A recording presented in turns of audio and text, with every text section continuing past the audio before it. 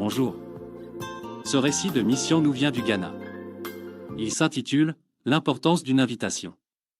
Une congrégation d'étudiants adventistes du 7e jour et leurs amis s'est réunie dans une église sur le campus d'une université publique au Ghana. Après le culte du sabbat, un pasteur a encouragé ceux qui avaient des témoignages personnels sur le don de leur cœur à Jésus à les partager avec un travailleur de la mission adventiste en visite. Parmi ceux qui sont restés, Susanna, une étudiante de 22 ans, a révélé qu'elle avait récemment confié son cœur à Jésus après avoir noué des liens avec des étudiants adventistes à l'université. Le voyage spirituel de Susanna avait commencé 2 ans plus tôt dans sa ville natale, lorsque sa belle-sœur, la seule adventiste de la famille, l'avait invitée dans une église adventiste du 7e jour pour la dédicace de son fils.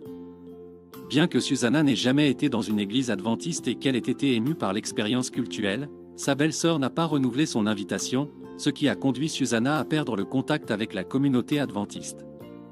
De retour à l'université, Susanna se lie d'amitié avec Lydia, une étudiante adventiste.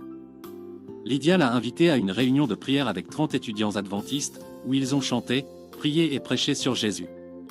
Susanna a trouvé de la joie dans cette réunion de prière, et les invitations ultérieures de Lydia l'ont amenée à prier régulièrement avec le groupe.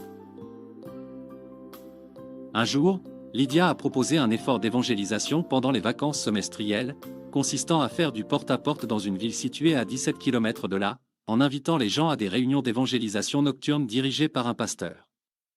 Susanna accepta de participer, se joignant à 25 autres étudiants adventistes. Les réunions attiraient plus de 50 personnes chaque soir.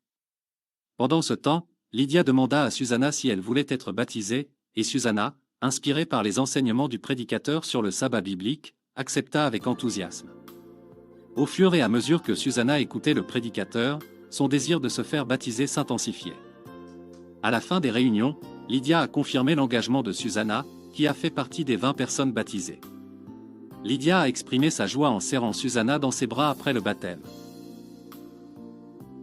Après la campagne d'évangélisation, Susanna retourna dans sa ville natale et annonça la nouvelle de son baptême à sa belle-sœur Comfort, qui était ravie d'avoir un autre adventiste dans la famille.